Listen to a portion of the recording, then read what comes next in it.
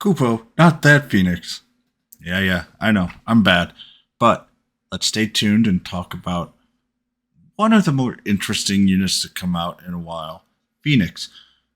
And it's going to be a little bit more detailed than you're used to, but stay tuned. Kupo!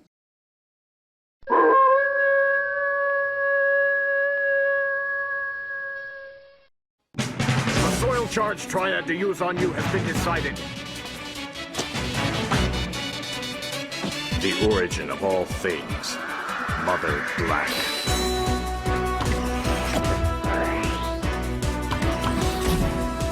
Dirt gun? A heat that will scorch all creation.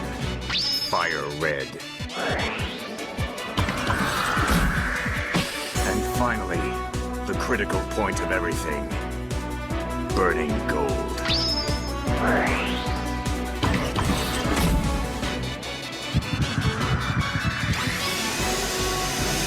What an amazing energy. Burn up! I summon you! Phoenix!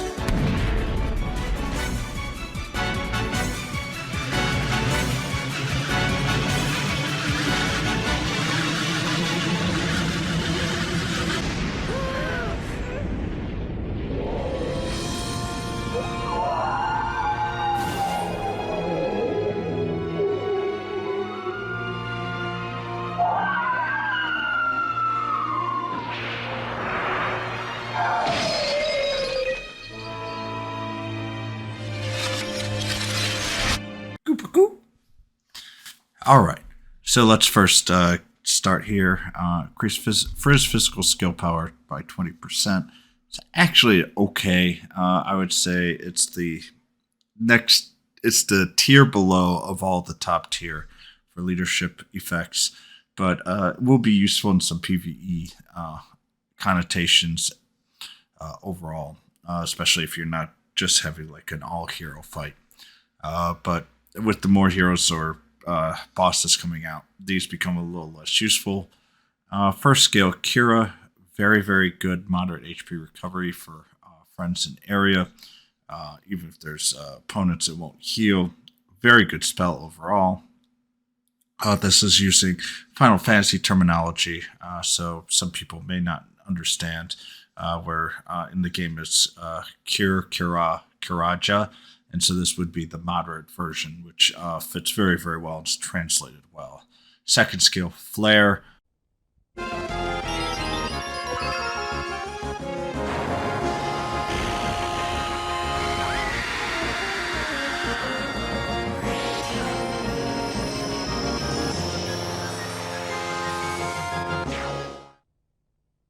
Deals heavy spell damage to an enemy.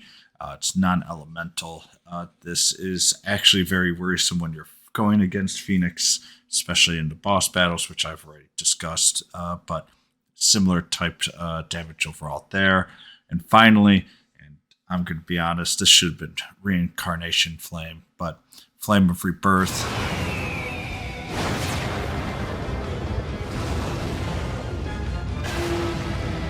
Very poor. I'm sorry. I know I'm not the one that's doing the translating. But from a Final Fantasy person, this is just not a name overall. And I'm a little disappointed, but whatever. It's just a name. The skill, though, is actually quite a good skill, especially with the Third Awakening skill, which I'll get to in a second. But inflicting large physical damage to all enemies within range, can move up to 2 squares, and recovers HP by 100% of the damage dealt. Massive damage, massive healing. Kind of covers up some of its bigger issues, but most importantly, does self-heal with damage. And going to the Third Awakening right off the bat, increase evasion rate for 1 turn for the attack by the number of enemies attacked. So if you capture a large amount of people in Flame of Rebirth, you will get a lot of evasion rate, and it can stack, making it more and more dangerous overall. This is by far the most powerful portion of Phoenix, besides the First Awakening skill, with its auto revive with 25% max HP once.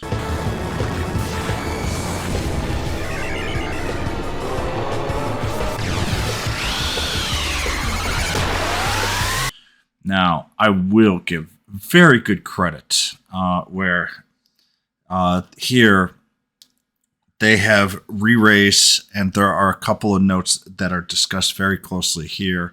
I know I've stated that already as well, but I want to go through this in detail for both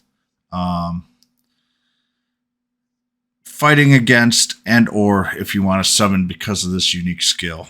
It has positives and negatives. This will change and revive a unit once per battle. All the status ailments will be removed, including status changes. So positives and negatives will be disappeared with that raise. But note that auto revive can be removed with Frigid Wave, Kaklang, or some other bosses that, clear the slate of everything. I know Soma did it with his Frigid Wave, and there's been a few other bosses too that will just clear the deck. So it is not a guaranteed, I died once 99 during the 99 turns. If you lose it either through a Kaklang or through a Frigid Wave, it's gone forever, and that one awakening skill is gone. So I want to make sure people understand that. It is not a bug. That is the way that they have designed it. It has positives and negatives. If the HP is done during poison or other abilities, it will trigger after all of the damage is calculated. Last one here, just going through this and making sure that I don't forget any, because there's a lot here, is that the auto revive does not count towards the number of KO'd characters for stage missions or arena score bonuses. So in arena, say you have 5 units, Phoenix dies, or Phoenix gets auto revived, it will not count as a death or a knockout. It is just a 25% HP bar type thing that it goes back to. Doesn't count against that. Same for your trophies or for, the gems or whatever. No units KO'd. Even if Phoenix does get revived, it will not count as a KO. Last, there's this weird thing, and I did notice, I forget one other, like say Elena kills, moves into your space because of it. You get moved into an adjacent space. It's not really a big deal there, but it is a little bit weird from that, where you can have a little bit of mess ups if you're planning for that, but that should happen very, very rarely. Overall, it is a very interesting mechanic. Has a bunch of things for questions. If you've got any other weird questions, ask me. I'll be happy to answer them to the best of my ability.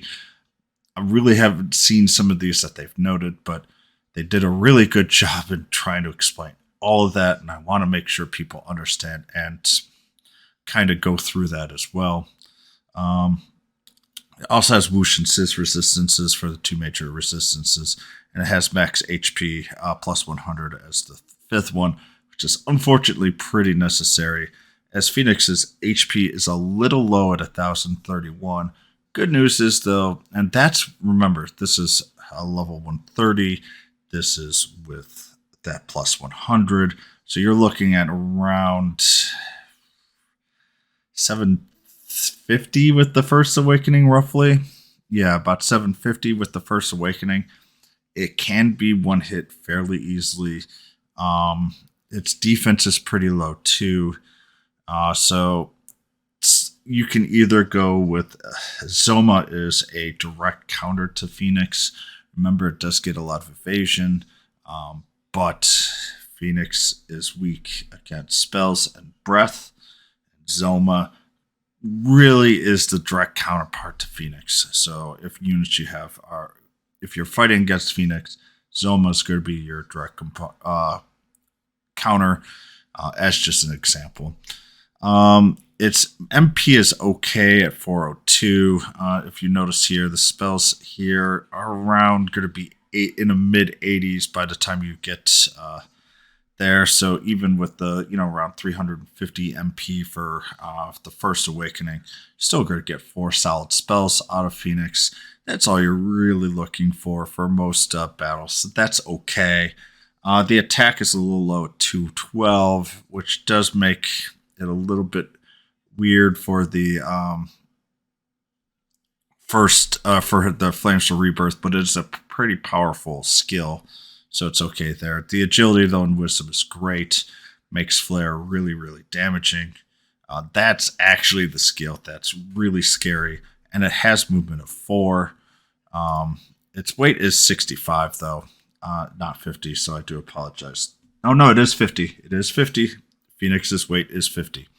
I just quadruple checked there. So, the preferred skills here I have are kind of very, very common with these. They're just going to be Blunt Sap and Bluff, to increase defense for itself.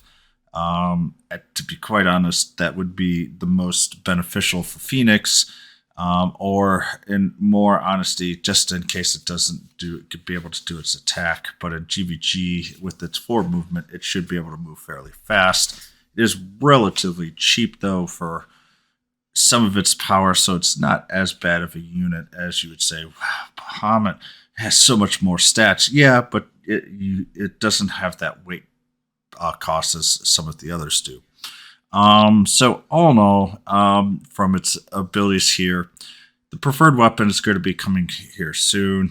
It is going to be in the Run Chocobo, which thank you very, very much for accidentally giving it to us early. But it's going to be in this event right here, Run Chocobo. Its physical power plus 2%, which is good for its major ability. It gives agility and MP there, which is also helpful for the way that it does, and you want it to have higher agility. Reincarnation Flame is probably the main one you're going to go with. Agility is a good one, and Flare as well. But honestly, if you want to use Flare as the main one, you might be better off just getting a direct weapon in instead. That is magic based instead of wisdom based. Pros, cons, and pull. Normally I have this throughout, but we're just kind of trying to get through this. The Reincarnation is a very powerful and unique ability that has some interesting strategies, but is unfortunately very limited in some of the ways that it can be taken in, because it can be taken away by certain boss abilities and or people that you're fighting against in Guild Wars and or Arena, especially real-time Arena. Now, if they don't have them, then Phoenix can be really, really scary. But remember, it will lose its bonuses, including its increased evasion rate, which is also a pro here if it does reincarnate. So just be kind of careful and don't be too disappointed if you see it die after it gets killed. But it does take 2 completely separate attacks to do so, and that is helpful in some strategies overall. It also has the ability on odd turns through 1 through 10, or really 1 through 9. In a 5x5 area, it also will grant Frizz Force. So, it's got that normal diamond 5x5 area every odd turn, and that's really, really nice.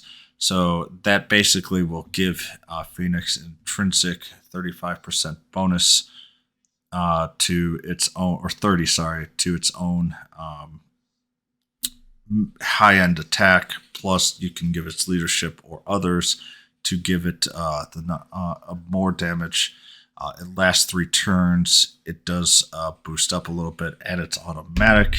So if you have a high agility, that is wonderful for some Guild War defenses. If you are using units that are very weak to Frizz, even if Phoenix then dies, it does its purpose for the rest of the team.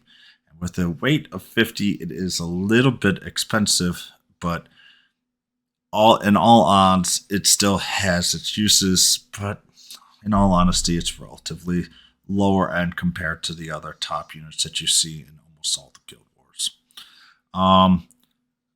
It really, to be super effective, it really needs that third awakening. That is a huge con for me, as I say, and that reincarnation or rebirth is just dependent on if the boss or your opponent can strip it away. But as I say, if it is available in PvE, it does do some pretty interesting effects.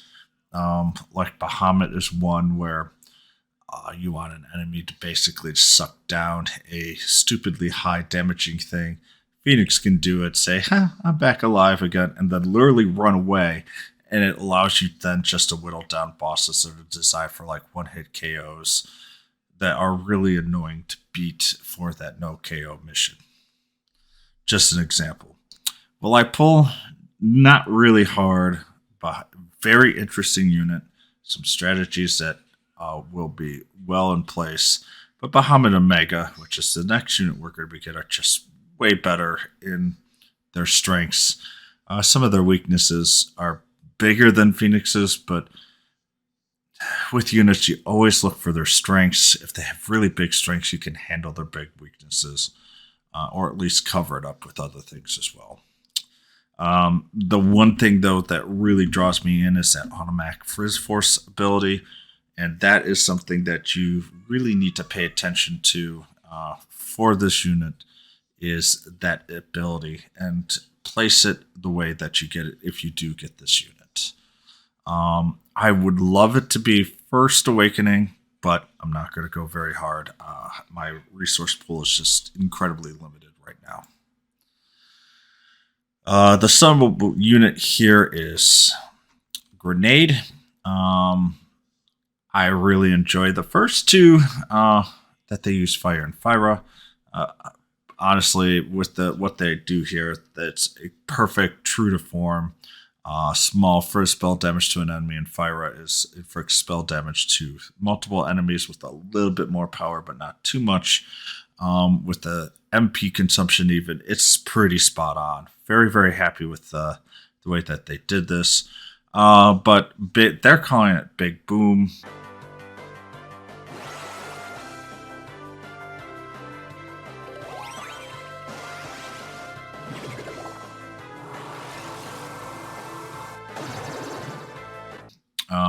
I really, really hate that name.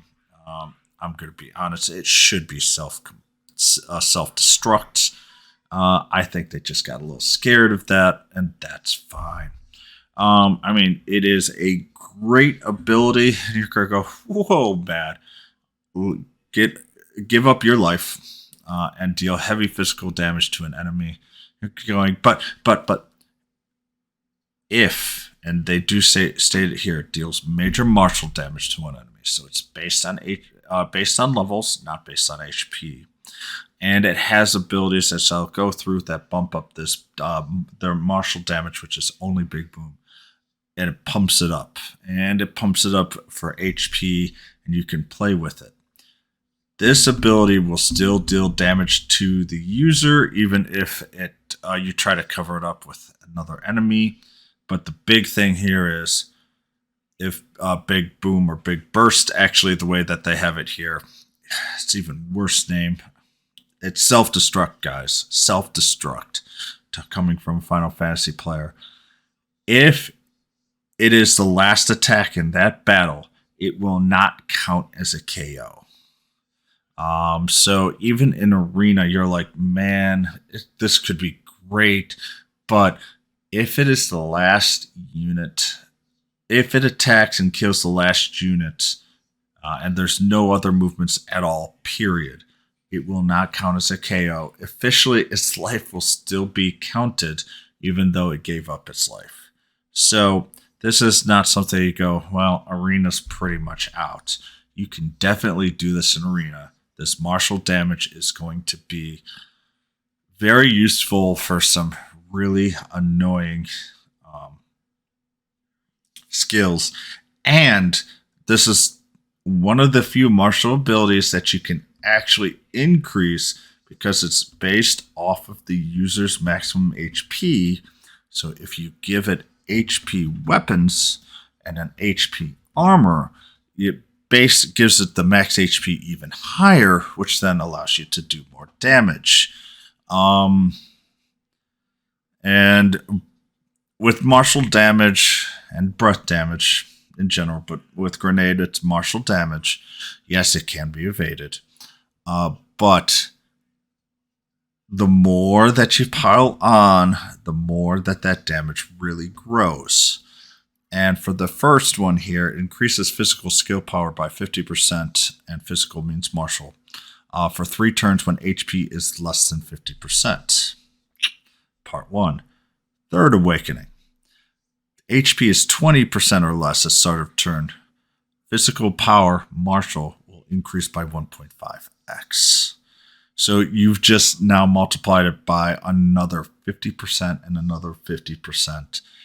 Plus, if you play with it, you can see that if you play with the HP correctly, a grenade can do massive amounts of damage with its big burst, with its self-destruct. So it is very powerful in that regards. Now we're looking at strats here, our stats. It's got HP of 1,107. Which is actually better than Phoenix's. Its defense is pretty beefy at 427 as well. The MP is 341, and if you get a third, it's going to be right around 310. You're going to be like, man, you got to make sure that you're going to need to keep Big Burst to 85. But to be quite frank, it's almost nearly impossible to use up its MP because Fire and Fire are just small there. You're going to give it another spell skill. Maybe you'll give it a really big one. Its Wisdom's pretty good though at 368 for 438. But I would always make sure that you give up enough MP consumption to make sure that you can do a big burst. That's what you're really using it for. Remember too, when you get it to rank 10, you're going to increase that by 50% as well. So it will do a massive amount of damage. And I think it is, I want to say it's around 1.5 to 1.6k damage for its third awakening. And so it will outdo Cactuar, but I've only seen the damage done once on a video.